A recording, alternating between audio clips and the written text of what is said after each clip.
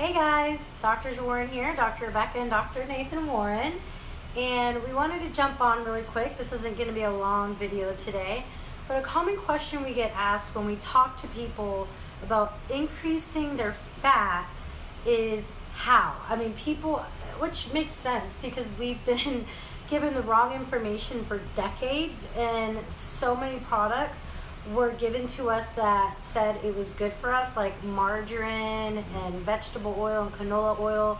And we've also been told for decades that low fat is the way to go. So we wanted to jump on here and not only tell you why you should start implementing your good quality fats today, but we also wanted to show you guys, tell you guys how we increase our good fats on a daily basis. Yeah, I think so when it comes to eating healthy fat, number one, we just have to all establish the fact that fat is absolutely necessary and needed in your diet, period. I don't care whether you are, completely carnivore or whether you are completely vegan. You have to have the basis of your diet should be good, healthy fat, has to be, right? And so one of the biggest things that's plaguing our society right now, and I mean like to the core, is the consumption of rancid vegetable oils and rancid industrial seed oils.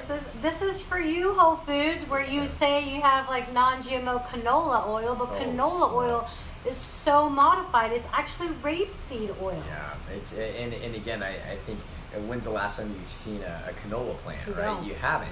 Yeah. But again, all of these different places, whether it comes to restaurants, to the food, the food that we're bringing home in our packaged foods, unfortunately they're loaded with these damaging bad fats, right? They're high in polyunsaturated fatty acids, which basically means that they are more susceptible to oxidize, right? So that means when they are heated up, some of them, just when they literally hit room temperature, oxidize. And that oxidation process creates damage inside of our body and creates, more specifically, damage to our cells, right? So bottom line is, we fully believe this. I would much rather, if somebody put a gun to my head tomorrow, right, and they said, Dr. Nathan, you either have to eat a pound of, sugar, right, processed sugar, whatever it is, or you're gonna have to eat, maybe it's 6 ounces of rancid oil, right? And they put a gun in my head and said, you have to choose.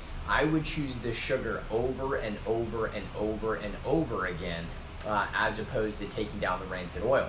Studies actually show that just the consumption of a little tiny bit of rancid vegetable oil or industrial seed oil can actually create 132 days of cell dysfunction. 132 days of cell dysfunction. What is that, 4 months? Right? I mean, that's insanity. So I only ate out at, Popeyes, their chicken sandwich. I'm calling some of you guys out. It's like out. a huge craze. Yeah, I only ate it one time, and you're paying for it 3 to 4 months later. And so a big thing, too, is that fat is necessary for a lot of essential things, a lot of the things that people are having trouble with. I mean, at our last talk, we had people raise their hands and say, like, who is concerned about Alzheimer's and dementia?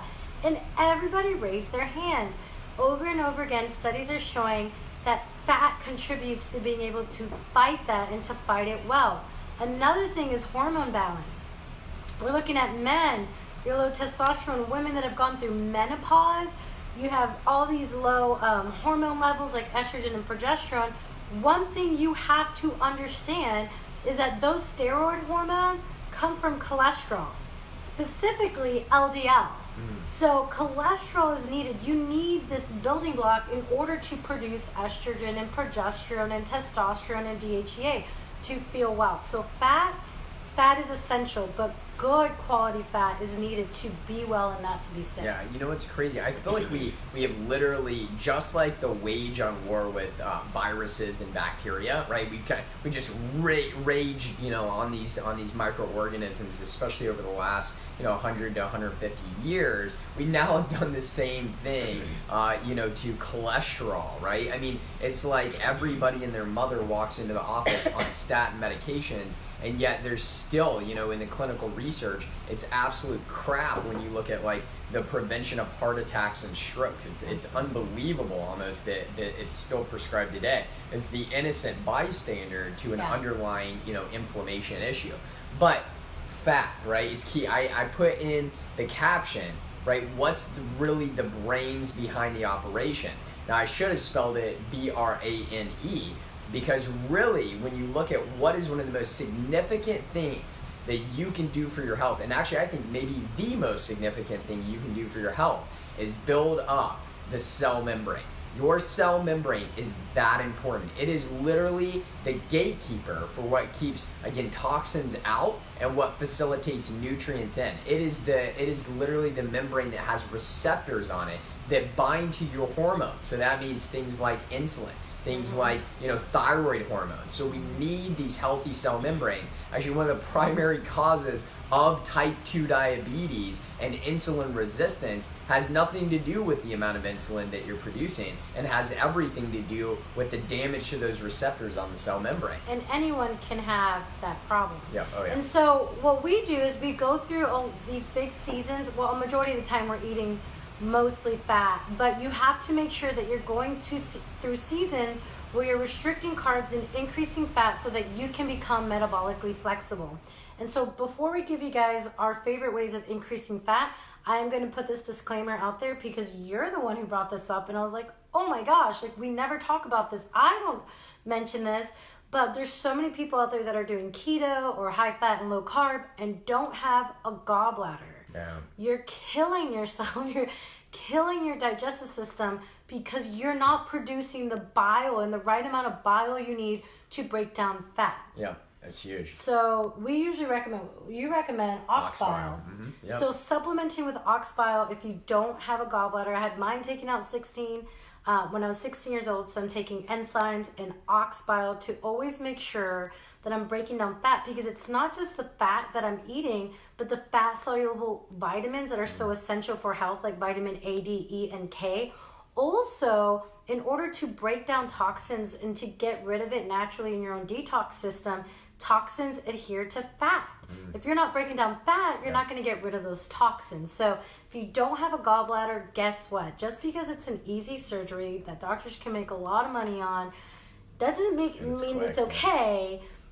We need that. It's essential. It releases this big gush of bile, and now when you don't have the gallbladder, it's just trickling out. So that's why you should supplement with enzymes and ox bile. Yeah. So I think one way I always like to put it with patients is that it's kind of like taking a greasy pan, right? So if you had some really good fat on that greasy pan, the only way you're going to get that off is with soap, right? Your bile is like the soap, and then when you use the soap, you get all of that fat off of there, and again, you're able to get rid of it and use it. As the same way goes with your bile, you need it to emulsify the fat, right? That's actually a really good point. I've never heard you say that. Yeah, absolutely. So, all right, so let's talk about some of our favorite ways.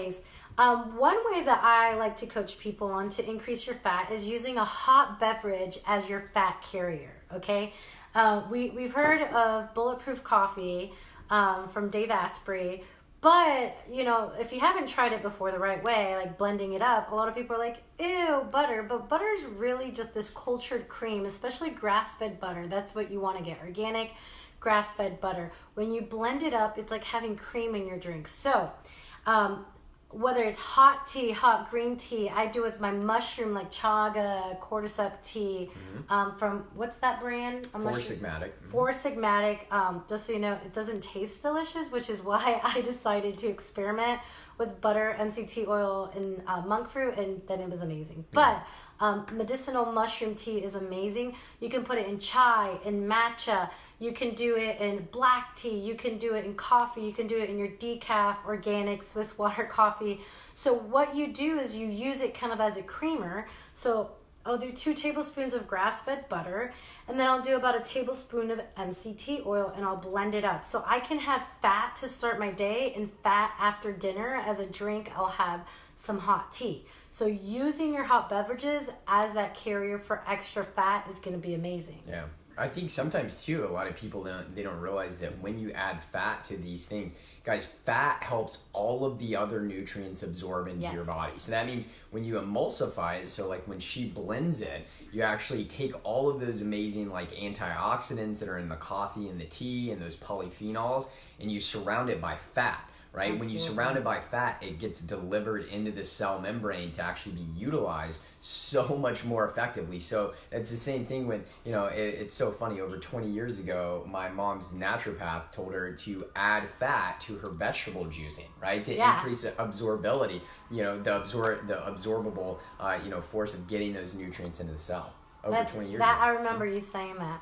So, so one thing that we love, and I always tell people it's worth getting, is MCT oil. And so MCT stands for medium chain triglycerides. It's what makes coconut oil so healthy and amazing. And we like Bulletproof because we like people that are passionate about their company, that they're going to be testing their products and they use it themselves. And Dave Asprey is that person. But a few things about MCT oil: it burns quickly, kind of like sugar. Fat goes to the liver. Yeah, it goes straight to the liver, and it's producing fat that you can utilize immediately. So you don't need very much. Don't drink a lot of MCT oil, or you're going to be on the crapper. Because I remember one time after working gross way to put it. Yeah.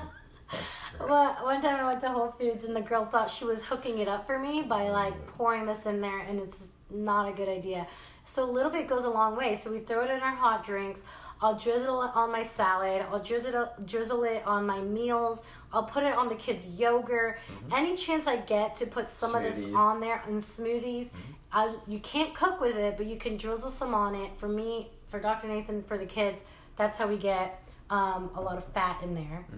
And then this is your favorite. Yeah, actually just hot beverage tonight. I forgot to say that one. Bone broth, right? So getting really good healthy fat and collagen and amino acids. We love this brand. Yeah, Kettle it's and a Fire. great brand. Yeah, it's just easy, right? When I don't want to make it myself, or when Dr. Rebecca doesn't want to make it, this is whatever. What we You go love to, this so. more than even the brand what I make. I do. I love. Listen, guys, bone broth is so easy to make. Grass-fed bones, pasture-raised chicken bones in your Instapot. Yep. 90 minutes or overnight in your slow cooker. Add some apple cider vinegar. Add some apples, to get the minerals out, more minerals and nutrients and collagen out of the bone. And then when it's hot and ready, once we're done making it or heating this up, we're going to put about 2 tablespoons and a little bit of MCT oil, some Himalayan pink salt, and we're going to eat that. Yep, absolutely. So those are some ways we get fat in. Some other ways that we use like chia seeds and hemp seeds. Hemp seeds. Costco, guys, has this huge bag of hemp hearts that you can get, and then